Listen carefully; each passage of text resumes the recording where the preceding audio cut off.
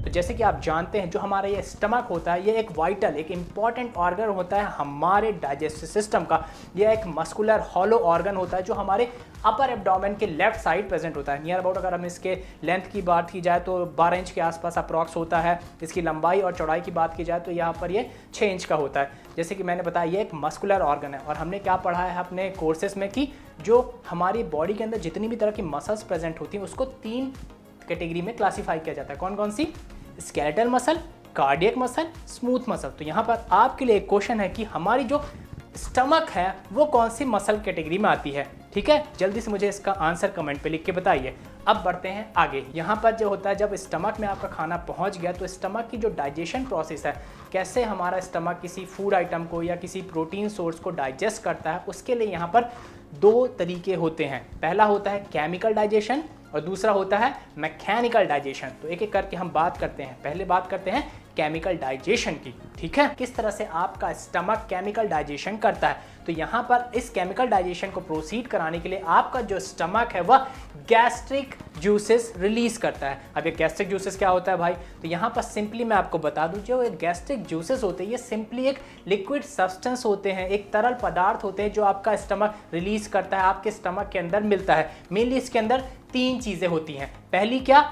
Acid. दूसरी क्या? यहाँ पर एंजाइम्स होते हैं और तीसरी होता है मुकस। एक एक करके इन तीनों के बारे में बात कर लेते हैं। ये पहला आता है एसिड। यहाँ पर आपके स्टमक के अंदर हाइड्रोक्लोरिक एसिड HCl बोलते हैं, यह आप फाउंड होता है। यह बहुत ही स्ट्रॉन्ग एसिड होता है। अगर पीएच रेंज की बात किया जाए तो यहाँ पर इसका जो पीएच है अप्रॉक्सीमेटली 1.5 टू 3.5 के बीच में रहता है। पीएच अगर मैं आपको बता दूं, पीएच एक लॉगरिथमिक स्केल होती है 0 से 14 जो किसी सब्सटेंस की एसिडिटी या बेस के बारे में बताती है कि सब्सटेंस कितना एसिडिक है या बेसिक है। फॉर एग्जांपल 0 से 14 है, 7 न्यूट्रल है, जैसे वाटर न्यूट्रल होता है उसका पीएच रेंज 7 होता है। अगर 7 के ऊपर जाएंगे 6, 5, 3, 2, 1 तो एसिडिटी बताती है कि ये ज़्यादा एसिडिक है। ठीक है, फॉर एग्जांपल एक किसी का अगर पीएच है तो वो बहुत एसिडिक होता है। नीचे अगर जाएं 7 के नीचे 8, 9, 10 तो बेस बताता है। तो यहाँ पर जो हमारा स्टमक के अंदर एसिड होता है हाइड्रोक्लोरिक एसिड HCl, ये बहुत ज़्यादा स्ट्रॉन्ग है। इसका पीएच जैसे कि मैंने आपको बताया 1.5 से 3.5 के बीच में रहता है। जो भी आप खाना खाते हैं, जो भी प्रोटीन आप कंज्यूम करते हैं, ये उसको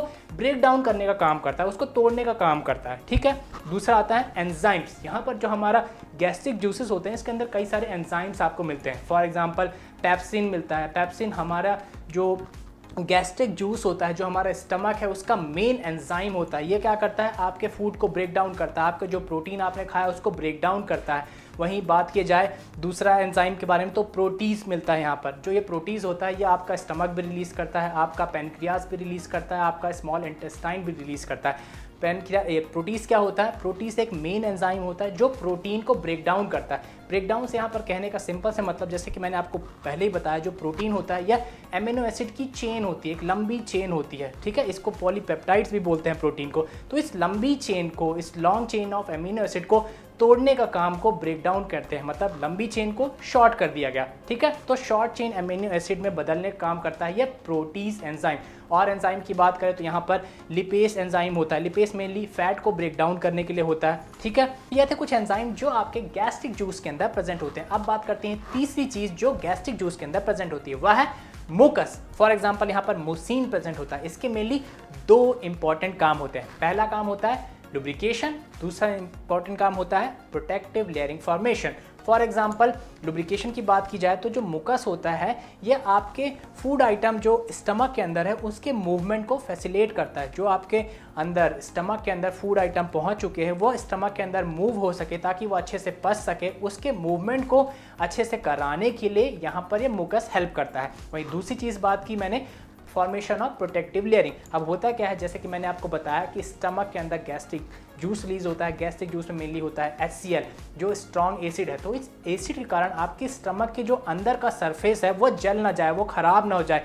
मेनली स्टमक के अंदर के सरफेस में होती है लाइनिंग ऑफ इपिथेलियल सेल्स। तो ये लाइनिंग खराब ना हो जाए, जल ना जाए, उसको बचाने के लिए ये जो मुकस होता है इसके लाइनिंग के ऊपर, इंटीरियर सरफेस ऑफ स्टमक के ऊपर फॉर्म करता है एक लेयर, प्रोटेक्टिव लेयर, जिससे जो एसिड के खतरे से आपका स्टमक है वो बचा रहता है। ठीक है, यहाँ पर मैं आपके साथ एक और इंटरेस्टिंग चीज़ बता दूँ जिसके कारण अक्सर लोग कंफ्यूज होते हैं कि यहाँ पर स्टमक के अंदर तो बाइल भी होता है, वो कहाँ से आया, वो क्या काम करता है। तो मैं आपको बता दूँ, जो हमारा स्टमक होता है वो बाइल को नहीं प्रोड्यूस करता, हमारा जो लीवर होता है वो बाइल को प्रोड्यूस करता है, और हमारा लीवर इस बाइल को प्रोड्यूस करने के बाद आपके गॉल ब्लैडर में बाइल को भेज देता है स्टोर रहने के लिए। अब होता क्या है, जैसे ही आप फूड आइटम कंज्यूम करते हैं, कुछ आपके स्टमक में पहुंचता है और ऐसा फूड आइटम जिसके अंदर फैट ज़्यादा है, फैट कंटेंट ज़्यादा होता है, तो उस फैट को ब्रेक डाउन करने के लिए बाइल होता है। बाइल आपके फैट को इजीली ब्रेक डाउन कर सकता है। मेनली क्या होता है, जो भी फूड आइटम आप कंज्यूम करते हैं उसके अंदर 3 ही मैक्रोन्यूट्रिएंट होते हैं, कार्बोहाइड्रेट होता है, प्रोटीन होता है और फैट होता है। तो कार्बोहाइड्रेट को तोड़ना तो आसान है,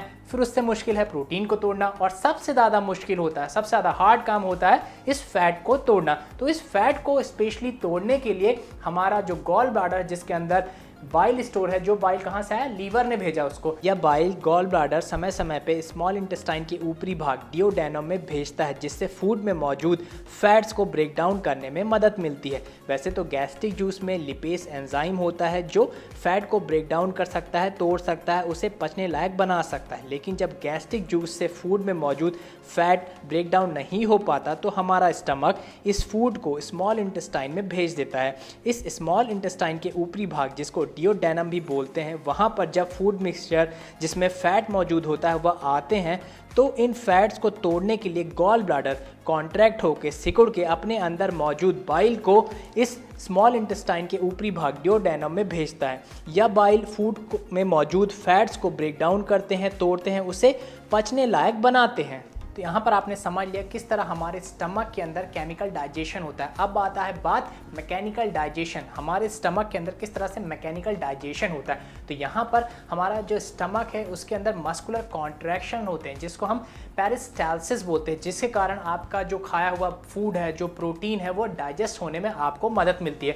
यहाँ पर इस पेरिस्टाल्सिस को समझने के लिए आपको एक चीज़ मुझे समझानी पड़ेगी, वह यह है कि फॉर एग्जांपल आपने जो खाना खाया है वह नीचे कैसे जाता है, आपके स्टमक में कैसे उतरता है, वो मुझे बताइए।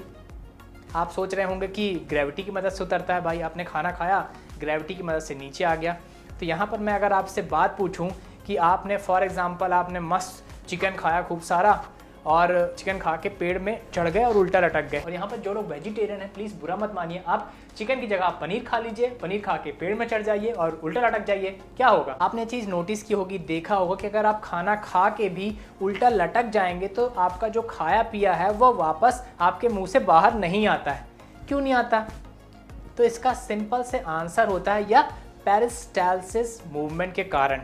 क्या इसको कुछ लोग पेरिस्टाल्सिस मूवमेंट भी बोलते हैं। तो यहाँ पर आप कंफ्यूज मत होइएगा, यहाँ पे इसके फंडामेंटल को समझिए। ठीक है, यहाँ पर क्या होता है, ये जो पेरिस्टाल्सिस मूवमेंट होता है इसमें क्या होता है, ये एक वेव लाइक मूवमेंट होता है आपके फूड आइटम का आपके डाइजेस्टिव ट्रैक्ट के अंदर। अब होता क्या है, समझ लीजिए जैसे ये एक फूड आइटम है, ये आपके फूड पाइप के अंदर गया, तो यह ग्रेविटी की मदद से उतना नहीं नीचे जाता जितना मदद से जाता है किसके, पेरिस्टाल्सिस मूवमेंट कारण। अब ये होता क्या है, फॉर एग्जांपल आपने कोई फूड आइटम खाया, ठीक है, ये आपके फूड पाइप में पहुंचा। जब फूड पाइप में पहुंचता है ये फूड आइटम, तो आपकी जो फूड पाइप होती है इसको नीचे भेजने के लिए क्या करती है, कॉन्ट्रैक्शन करती है। यहाँ पर इस तरह से कॉन्ट्रैक्शन होगा तो जो आपके फूड पाइप के अंदर फूड है वो नीचे आया, ठीक है, फिर और ऊपर से कॉन्ट्रैक्शन हो गया तो नीचे आता गया। तो इस तरह से आपका जो फूड है वो हमारे बॉडी के अंदर मूव करता है, और ये जो फिनोमेना है इसको पेरिस्टाल्सिस मूवमेंट बोलते हैं। ठीक है, तो हमारे स्टमक के अंदर भी इसी तरह से मूवमेंट होता है। जो आपके स्टमक के अंदर फूड पड़ा है, जो आपके अंदर स्टमक के अंदर प्रोटीन पड़ा है, जो अनडाइजेस्टेड फॉर्म में रह गया, नहीं टूट पा रहा है, तो हमारे जो स्टमक होती है कॉन्ट्रैक्शंस परफॉर्म करती है, उसको हिलाती डुलाती है। मसल हमारे, जैसे मैंने आपको बताया, जो हमारे स्टमक है वो भी एक मसल है, ठीक है, तो वो कॉन्ट्रैक्ट करती है, हिलाती डुलाती है अंदर के फूड आइटम को, जो प्रोटीन अंदर है उसको हिलाती डुलाती है, जिससे अच्छा मिक्सचर होता है। आपने ऑब्जर्व किया होगा एक चीज़ के, जब आपका पेट खराब होता है, आपने कुछ ज़्यादा खाना खा लिया है ना, और आपका पेट खराब हो गया, तो आपको पेट के अंदर से एकदम गुड़ गुड़ गुड़ गुड़ साउंड आता है ना, गुड़ गुड़ गुड़ गुड़ साउंड आ रहा है, थोड़ा सा ये महसूस होता है कि आपका पेट ऐंठन हो रही है, थोड़ी सी क्रैम्प आ रहे हैं, है ना। आप वहाँ पर होता क्या है, जो आपके स्टमक है वो मस्कुलर कॉन्ट्रैक्शंस परफॉर्म करता है, जिसके कारण जो आपका ये पार्शली डाइजेस्टेड है, मतलब जो प्रोटीन है वो जो अच्छी तरह से नहीं डाइजेस्ट हो पा रहा है, नहीं टूट पा रहा है, उसको तोड़ने के लिए हमारा स्टमक कॉन्ट्रैक्शंस परफॉर्म कर रहा है। ठीक है, तो इस तरह से आपका स्टमक इस मस्कुलर कॉन्ट्रैक्शन जिसको हम पेरिस्टालिस मूवमेंट बोलते हैं, इसके मदद से आपके स्टमक के अंदर मौजूद फूड आइटम को, प्रोटीन आइटम को डाइजेस्ट करने में हेल्प करता है आपकी, और बनाता है एक यूनिफॉर्म मिक्सचर जिसको हम बोलते हैं काइम। और ये क्या करता है, फर्दर डाइजेस्ट होने के लिए आपके स्मॉल इंटेस्टाइन में जाता है। ठीक है, तो यहाँ पर आपने डिटेल में समझ लिया कि किस तरह से प्रोटीन आपके स्टमक में डाइजेस्ट होता है। यहाँ पर आपने दो चीज़ें सीखी, केमिकल डाइजेशन और मैकेनिकल डाइजेशन, किस तरह से प्रोसीड होता है, किस तरह से अकर होता है हमारे स्टमक के अंदर। For more such amazing tips subscribe physique engineer. Thank you. Physique engineer fitness learning app. Thank you.